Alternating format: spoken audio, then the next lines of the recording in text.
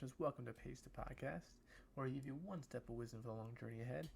I am your host, Jordan. I'm so excited to do another episode with you guys. And just before, I tell you the topic of today, I just want to say, last week, me and my guest, Brock, we talked about work ethic. If you haven't seen that, go watch it.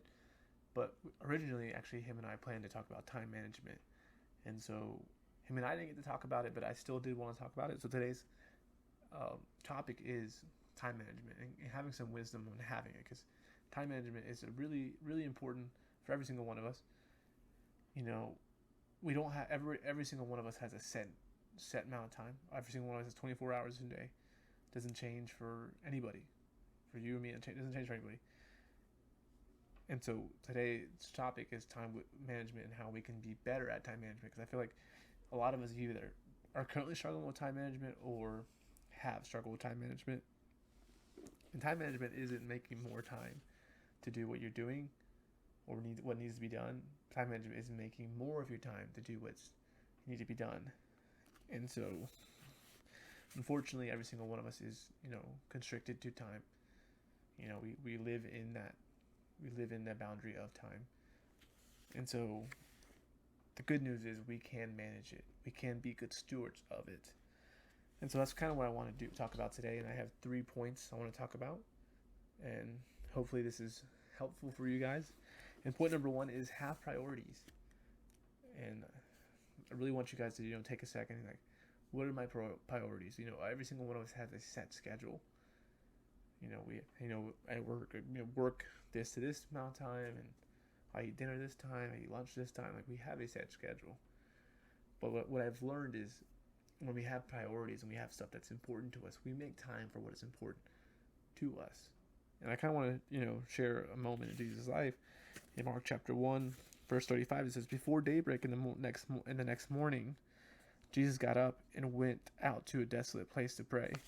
And then you have Luke chapter 5, verse 16 says, "But Jesus often withdrew to the wilderness for prayer." And so, in other words, Jesus knew the busyness he was going to have in his day. Jesus knew as soon as he walked out of his house in the morning, he's going to have either someone praying for a miracle or asking him a question, or maybe the Pharisees and Sadducees trying to set him a trap and test his knowledge, or maybe the disciples are just, asking him questions, or he's going to teach that day. He knew he was going to be busy, but he knew that the importance of prayer and its importance of having a connection with the Father. So what he did is he made time. He made time to pray. And I think a lot of times what we do is we have a set schedule, and then we try to place these things that we have important in our life into it. Instead of having it a part of the schedule, we try to put it into our schedule. And it's not how we should do it. We should have it we should have it set in the schedule. In other words, the next day, at 5 o'clock, prayer. That's my prayer. Or 5 o'clock, gym time.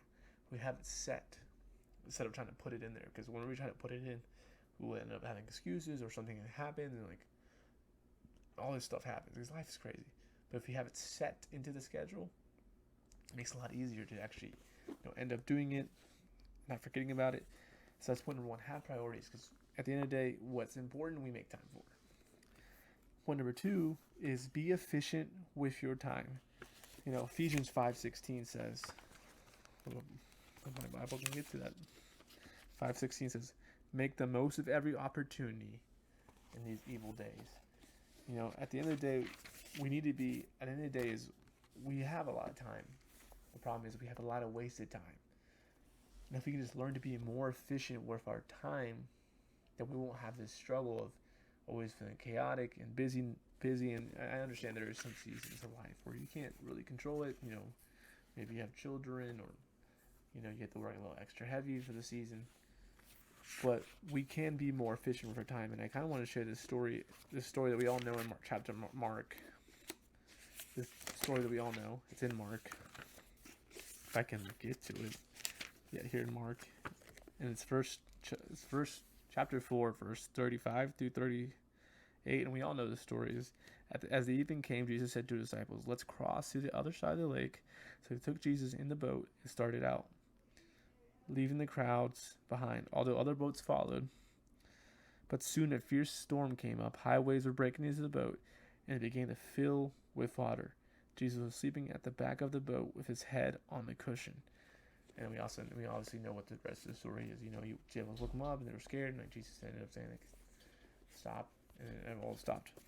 But I mentioned that story because Jesus did something that we can do in that moment. Jesus knew that he is traveling to a different place, but he also had the time to rest. And every single one of us has those moments where we can be more efficient with our time. We can do more than one thing at once. Like, let's say you're commuting to work. You know what?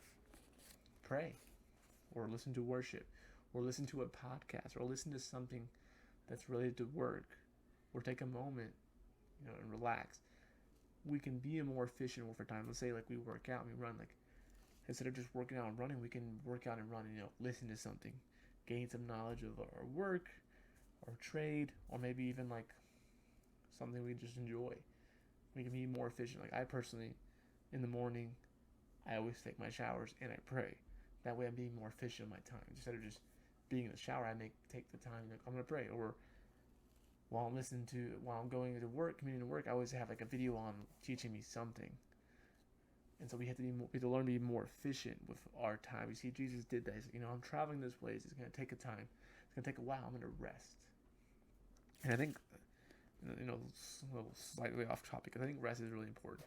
And I think rest is something that we need to all have, and that's kind of a different, topic.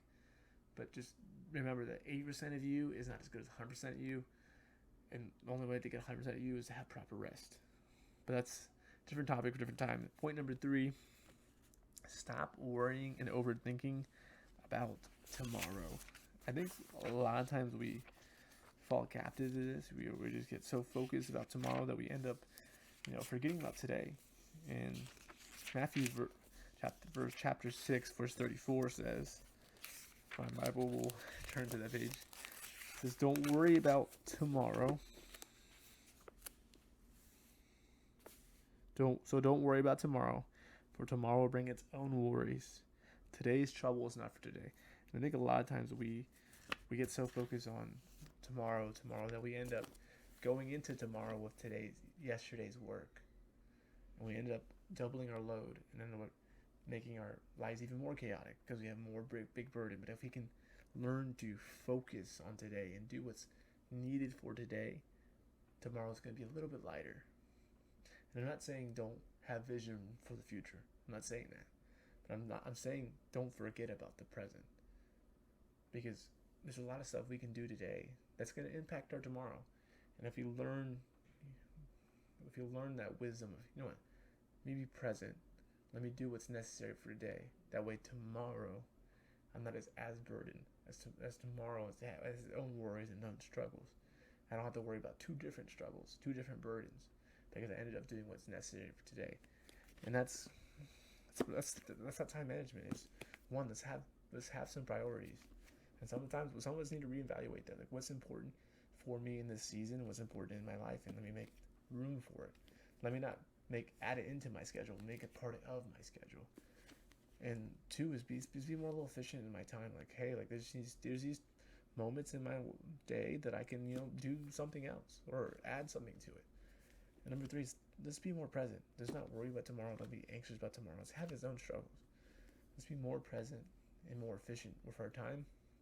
So if you guys enjoyed this, make sure to share with a friend, like, comment. I would love to reply, and subscribe. And before I say peace, I just want to say that the next 2 episodes are going to be kind of different.